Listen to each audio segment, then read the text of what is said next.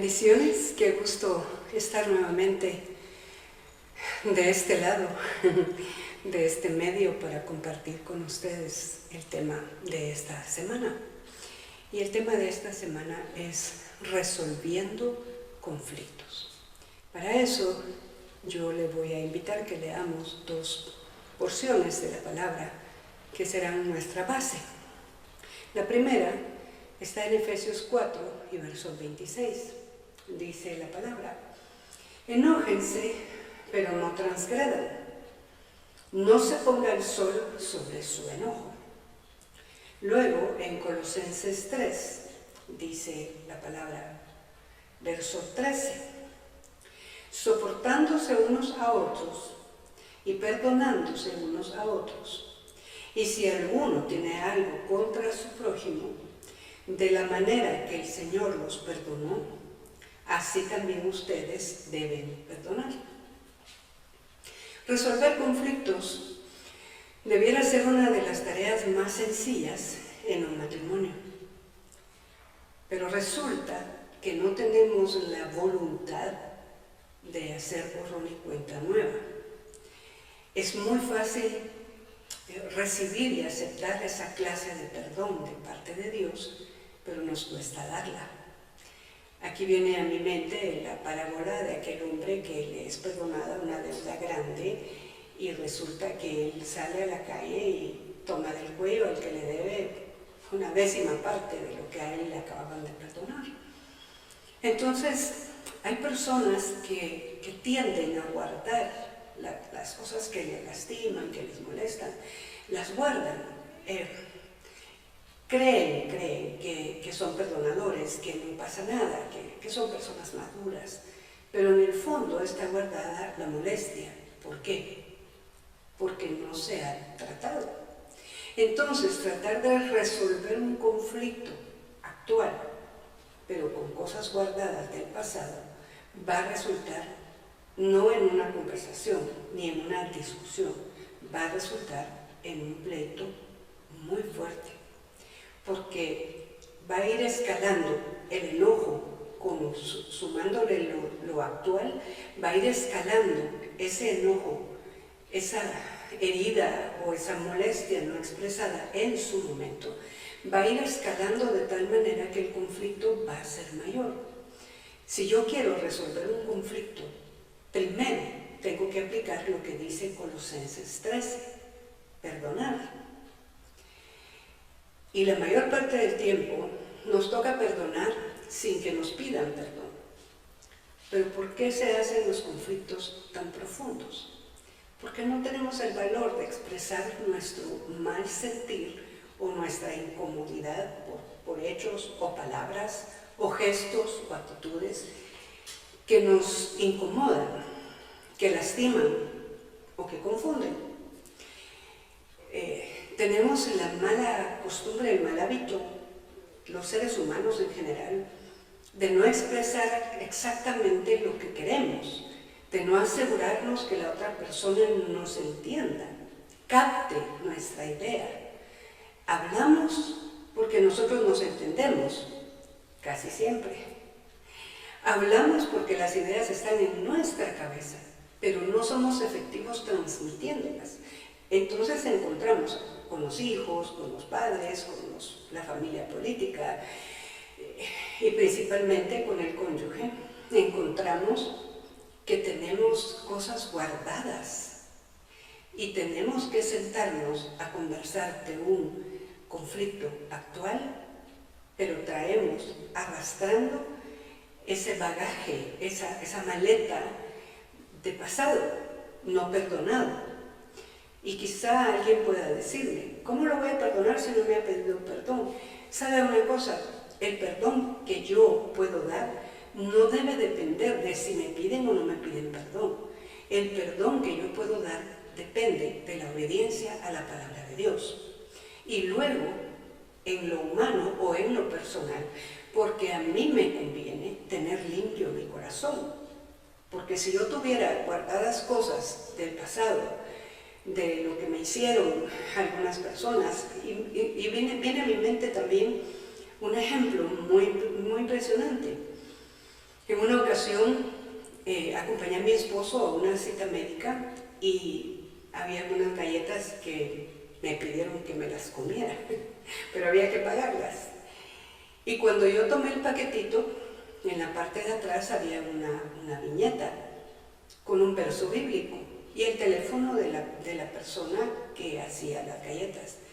A mí me impresionó, primero porque el verso bíblico para mí en ese momento fue actual.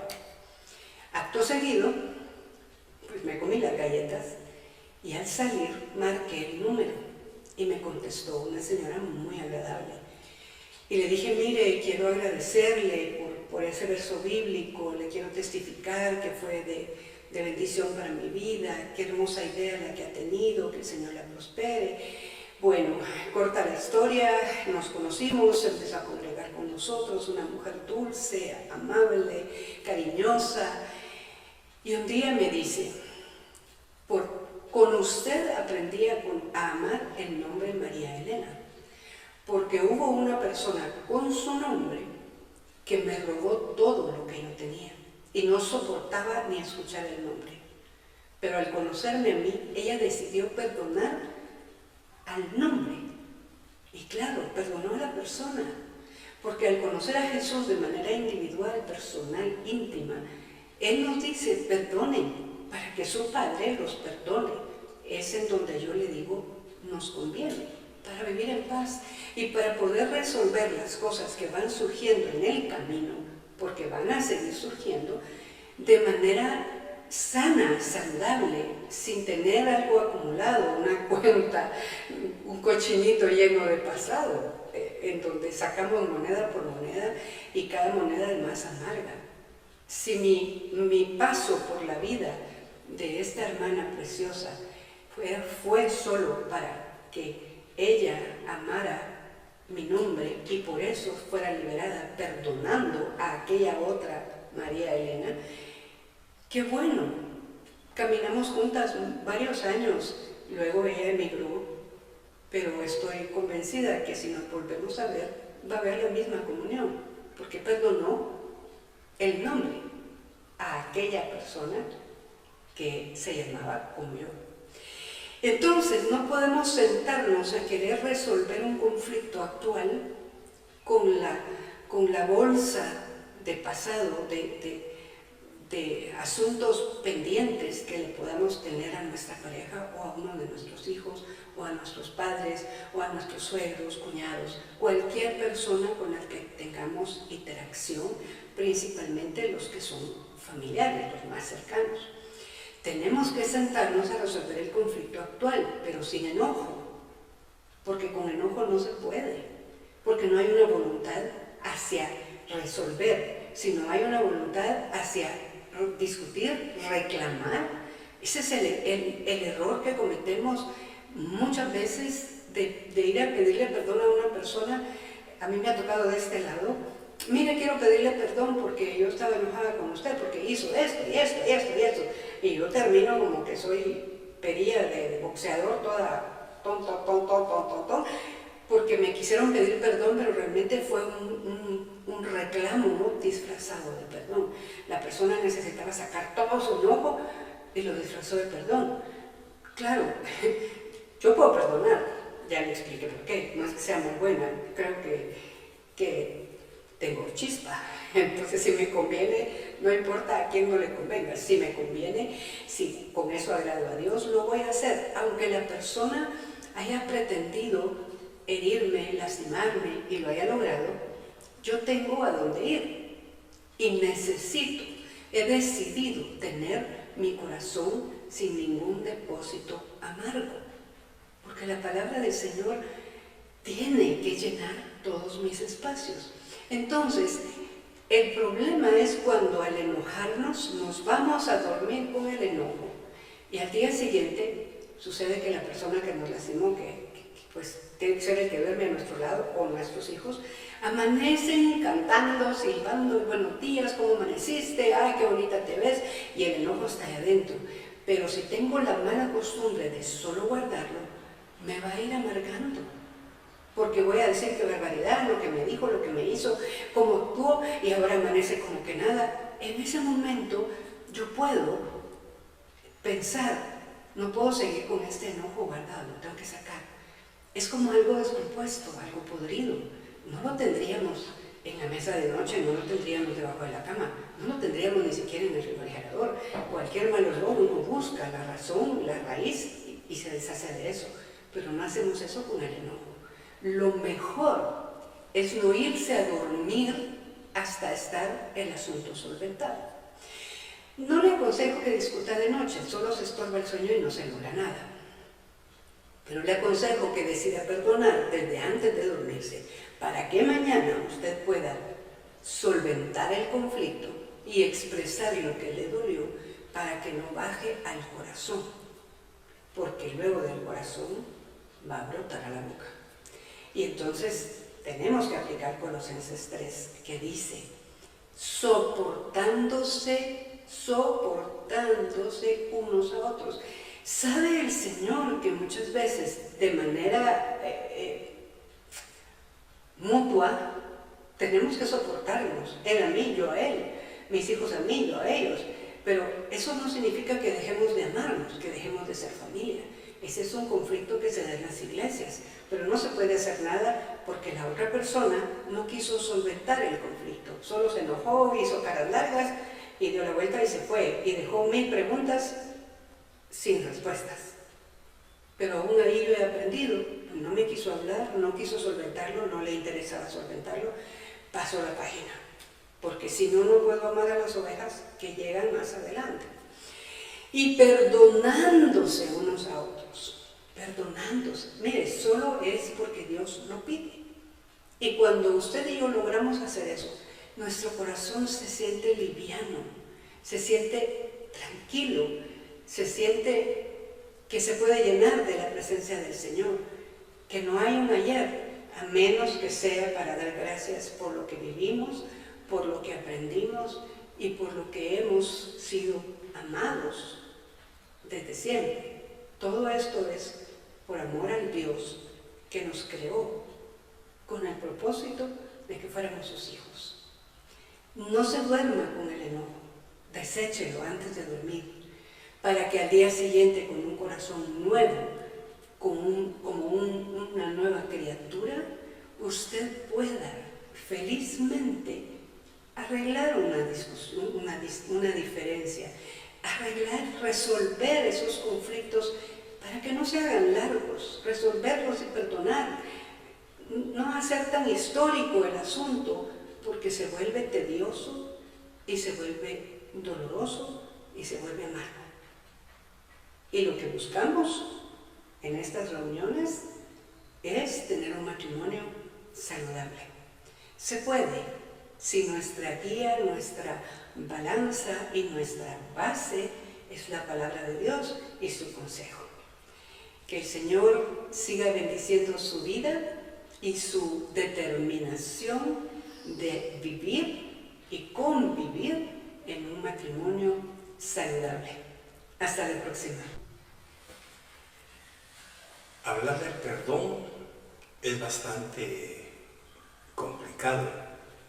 Primero porque no hemos sido enseñados desde pequeños a perdonar. Venimos de unos padres que muchas veces se pelearon, dejaron de hablarse, o se insultaron, o dieron un par de portazos y se fueron. Seguimos creciendo, entramos al sistema del mundo, en donde vemos que cuando alguien hace algo que a otro no le agrada, se bajan de sus vehículos, se dan de puñetazos e incluso hasta se han llegado a matar. ¿Qué es lo que pasa entonces? Que por nuestras venas corre un sentido de justicia, por así decirlo, pero de justicia para mí, no para los demás. De tal manera que se va convirtiendo en un hábito. Y hoy lo estamos viendo, gente violenta en las calles, gente violenta en los vehículos, gente por todos lados tratando de sacar sus propios asuntos sin importar sobre quién pasan, ultrajan, insultan y toda la cuestión, y todo eso lo traemos al hogar. Y en el hogar es donde se le desarrolla una serie de dramas, de conflictos, de situaciones dolorosas y a veces hasta vergonzosas, porque lógicamente la esposa ha estado todo el día lidiando con los hijos, con la comida, con la cocina, con la limpieza de la casa, y su estado anímico está bastante vulnerable a cualquier reclamo que se le pueda hacer. El esposo, por su parte, regresa a la casa cansado de andar en el tráfico, si tiene vehículo, si anda en bus, todavía peor, porque llega con hambre, llega cansado y encuentra la casa hecha un barullo y ahí revienta todo. Ahora, la Biblia dice: enójense, pero no se transgredan, no se insulten, no se ponga el sol sobre vuestro enojo. Pero, pastor, ¿cómo arreglar un enojo? ¿Cómo arreglarlo? ¿Cómo hacer la vista gorda, por así decirlo, o mirar para otro lado cuando las cosas se me ponen difíciles con mi esposa? Porque lamentablemente, y tenemos que entenderlo así, es con los cónyuges el problema.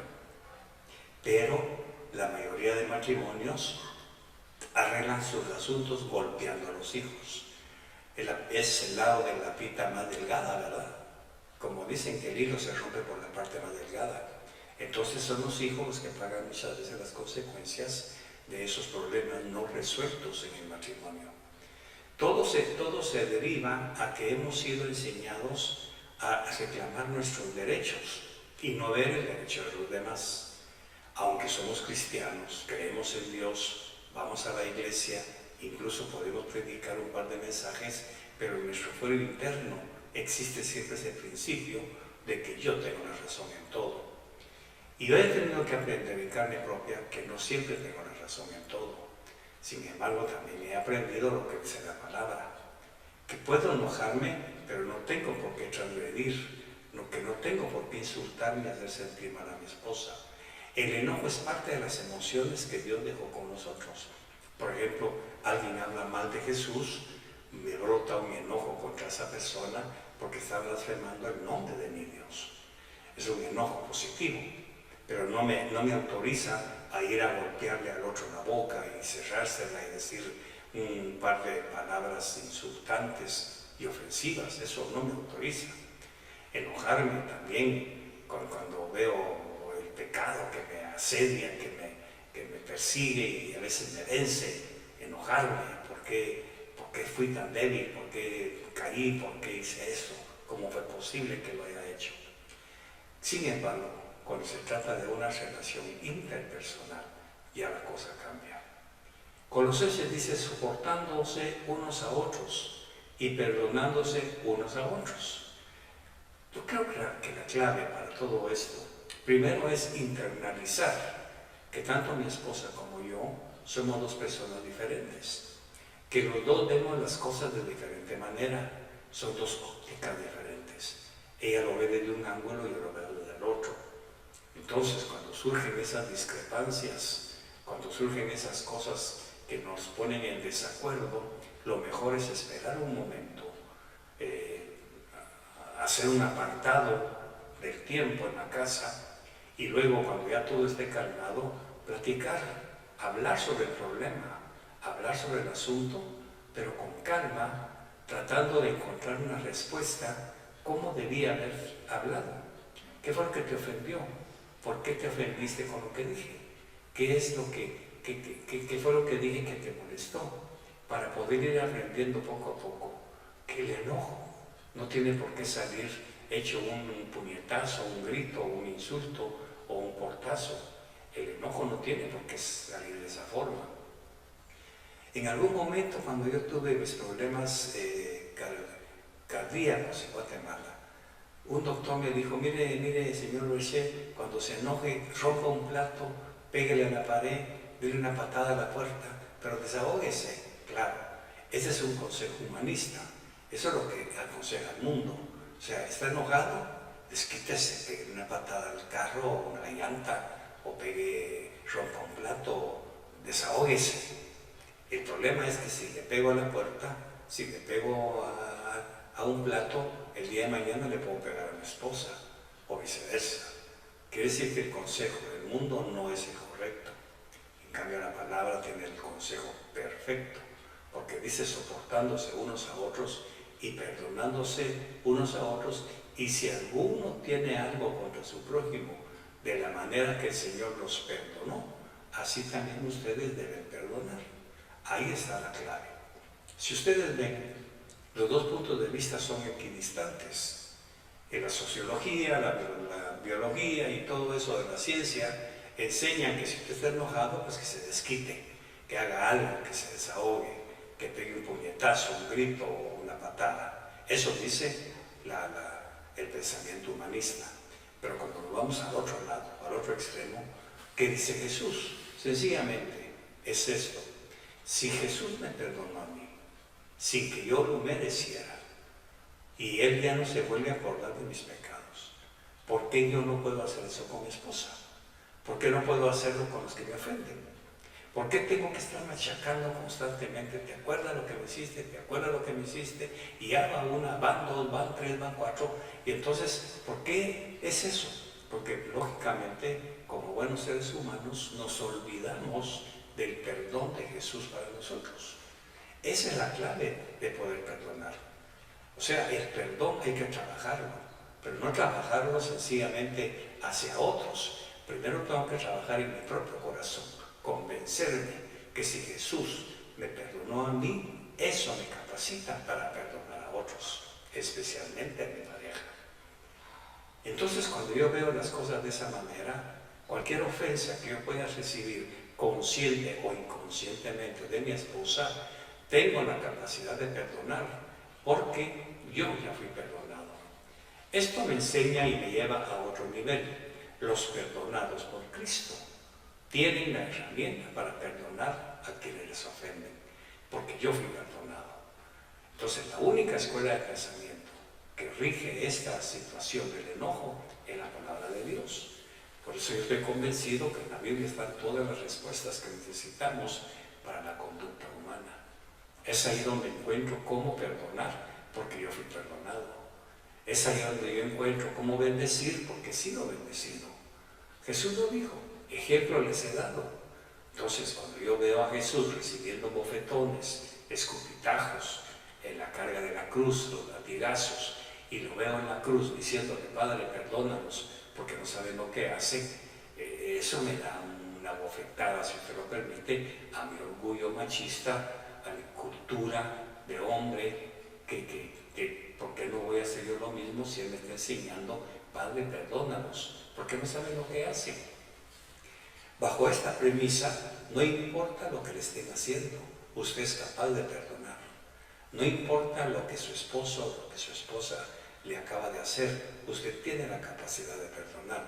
Primero, porque ya tiene a Jesús en su corazón. Y segundo, porque tiene la palabra, que es el mapa que lo va guiando para ir por ese sendero de la palabra misma, para que usted pueda vivir en una vida de libertad. ¿Por qué? Acumular enojo es peligrosísimo. Primero, porque como me dijo el doctor, puede reventar en el corazón, en las arterias, en un derrame cerebral, Dios no lo permita. Acumular enojo tampoco es bueno. Por eso dice, no se ponga el sol sobre su enojo. No se acuesten enojados. Primero, porque es peligroso, no sea que Cristo venga esa noche y los encuentre separados. Segundo, el organismo no está hecho para guardar enojo. Dios no nos hizo de una caja de Pandora para guardar enojo y de repente salen un montón de culebras y toda la cuestión. Dios nos hizo seres pensantes, seres que podemos tomar la decisión de antes de acostarnos arreglar nuestros asuntos en paz, con humildad, con sencillez, aceptar que lo que yo pude haber hecho o pude haber dicho tuvo razón mi esposa de molestarse, y aceptar que cometió un error y pedir perdón. Todo porque, primero porque quiero dormir bien, segundo porque quiero agradar a Dios, y tercero porque quiero acostarme en paz, como dice el Salmo. En paz me acostaré y así mismo dormiré, porque solo tú, Jesús, me haces vivir confiado. Entonces, si yo quiero realmente tener una larga y abundante vida matrimonial, el enojo es parte importante para que yo vaya desechando esas costumbres, esas malas enseñanzas, esos estigmas que se me pegaron, por así decirlo, en mi crecimiento en mi caminar por la vida cuando vi tantas muestras de enojo, en violencia, en insultos, en ultrajes, que nada bueno traiga a la relación.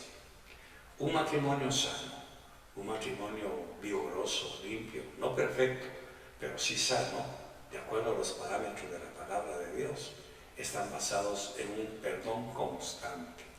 Y eso es constante. He tenido que experimentar lo que el Señor le dijo a Pedro. ¿Cuántas veces tengo que perdonar? ¿7 veces? No. 70 veces 7 cada día. Así que, ¿cuándo voy a dejar de perdonar? La pregunta sería, ¿cuándo va a dejar Jesús de perdonarme?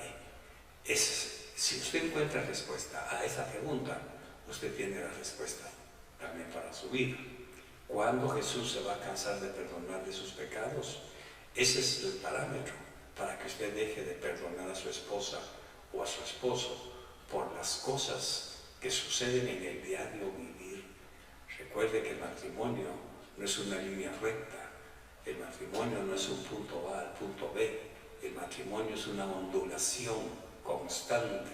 Un día estamos arriba, otro día estamos abajo, un día estamos ondulando, otro día estamos descansando, otro día estamos en la cima, otro día estamos hasta abajo, emocional, espiritual y físicamente. Y otros días habrá en que la casa alumbra con el brillo del sol, de la alegría, risas, contentos todos, pero van a haber días oscuros y grises. Ese es el matrimonio. Y el secreto está en que si yo tengo mi corazón lleno de Cristo, lógicamente, de la riqueza del corazón, abra la boca. El perdón, mis amigos, es un elemento indispensable para un matrimonio sólido, firme y lleno de la presencia de Dios. Que el Señor les bendiga.